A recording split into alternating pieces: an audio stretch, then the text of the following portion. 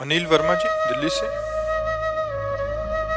राधे राधे। राधे राधे महाराज जी। महाराज जी, जीव हत्या पाप है, मांस मदिरा उपयोग करना भी पाप है। महाराज जी, इनका कहना है कि काफ़ी बार ऐसा देखा जाता है कि कुछ देश, कुछ ऐसे पंथ हैं जहाँ जीव हत्या करते हैं, उन्हें पाप लगता है, नहीं लगता है, पर पाप लगता है तो उनकी उन्नति कैसे होती है? क्या सांसारिक उन्नति को तो उन्नति मानते हो क्या? कि जब दैवी आपदा प्रकट होती है तो सब नाश करती चली जा रही है। आकाश, वायु, अग्नि, जल, पृथ्वी, ये 5 प्रकृति हैं। पापाचरण करोगे तो लौकिक उन्नति होते हुए भी तुम्हारा सर्वनाश हो जाएगा। कभी पृथ्वी हिल गई, कभी जल अपनी सीमा से ऊपर उठा, कभी वायु झकझोर दिया, कभी आग लग गई, कभी आकाश से ओले बिजली की, सर्वनाश हो जाएगा। लौकिक उन्नति ये कोई उन्नति नहीं है, आध्यात्मिक उन्नति उन्नति है। आध्यात्मिक उन्नति, आध्यात्मिक स्थिति, आध्यात्मिक भावना ही भावना है, उसमें न जाए। धन्य है भारत देश, एक बार पानी ग्रहण किया तो जीवन भर निर्वाह किया, जिसको स्वीकार किया आजीवन निर्वाह किया। यहाँ सती होते हैं, यहाँ यति होते हैं, ये धर्म क्षेत्र है, तो उन्नति उन्नति होती क्या? क्या उन्नति? क्या उन्नति? विलासिता, भोग के मरो नरक जाओ, विलासिता ही तो है, और कौन सी उन्नति है? बौद्धिक जब विकास होता है तब भारतीय ब्रह्म ऋषि की चरण धूलि माथे पे लगाना होता है, और किसी न किसी भारतीय महापुरुष के चरणों का आश्रय लेना होता है। नहीं, नरक स्वर्ग के आगे कोई चर्चा नहीं कहीं भी। अगर जीवन मुक्तता, प्रेम, ज्ञान, योग, ये सब भारत में है, तो विदेश की तुलना थोड़ी हम अपने भारत से कर सकते हैं।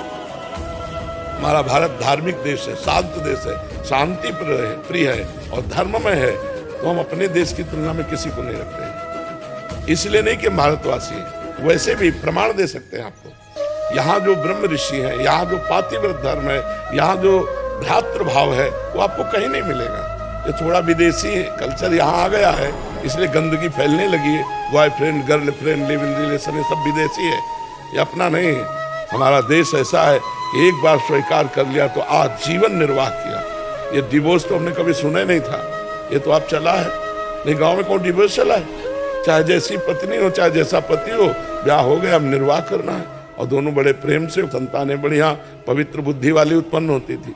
अब तो क्या हो रहा है देख रहे हो आप, ये विदेशी का तो है दिन। यहाँ की पहनावा ओढ़ावा कैसा सात्विक है, और बाहरी ये सब बच्चे पहनने लगे, विदेश का अनुकरण करने लगे, बोले वो बहुत उन्नति। क्या उन्नति है? किस विषय को उन्नति मानते हैं? जनेंद्रिय और रसेंद्रिय के भोगों को उन्नति मानते हैं क्या? ये तो पशु पक्षियों में भी पाया गया। उन्नति है बौद्धिक स्तर की उन्नति होना, संयम आ जाना, इंद्रियों का व्यभिचार में उतर जाना उन्नति नहीं है। मन का भोगों में फैल जाना, ये उन्नति तुम्हें दिखाई दे रही। तुम विदेश को उन्नति समझते हो। अशुद्ध जीवन है, अपवित्र जीवन है, जहाँ शौचाचार का ज्ञान नहीं है, उनको हम अपने भारतीय संस्कृति से जोड़ सकते हैं।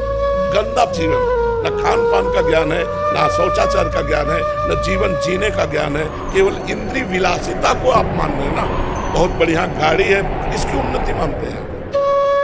आध्यात्मिक उन्नति की बात करो, कहाँ है आध्यात्मिक? ये आध्यात्मिक उन्नति का ज्ञान ही नहीं है। बस आध्यात्मिक उन्नति हो तो सब देखो मिटा दो। आराधना है नहीं, पूर्व पुण्य है, तो भोग देशों में पहुंच गए, भोग रहे, इसको उन्नति हमने।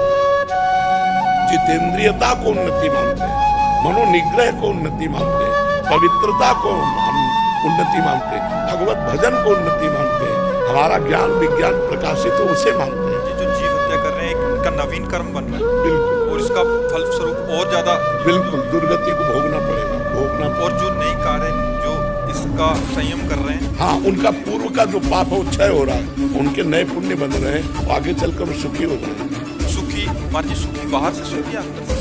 सुख का मतलब होता है चाह मिट जाना, अशांति नष्ट हो जाना, नाना प्रकार के भयों का नाश हो जाना। जब कोई चाह ही नहीं तो उससे बड़ा महात्मा और सुखी कौन हो सकता है? चाह में तो सब जल रहे हैं, सुखी है क्या?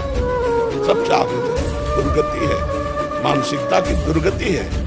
और रुपया पैसा जनेंद्रिय सेंद्रिय के भोग, इससे ज्यादा क्या है? ये तो पशु पक्षी भी खूब कर रहे हैं, मर रहे हैं। हमारी दृष्टि में, हमारे शास्त्र की दृष्टि में, शुद्ध दारा धन लक्ष्मी पापियों के घर होए, संत समागम हरि कथा तुलसी दुर्लभ, ये दुर्नति है। तो अपनी इंद्रियों को काबू में कर ले, अपने मन को काबू में कर ले, सच्चिदानंद भगवान के चिंतन में रहकर धर्म पूर्वक कार्य करे, दूसरों को सुख दे। क्या कष्ट कर देते हैं उन पशुओं, उनके लिए तो जैसे लौकी तरोई है, ऐसे गाय और बकरा और भैंस और ये ऊंट है, उनके लिए तो वो जीव है।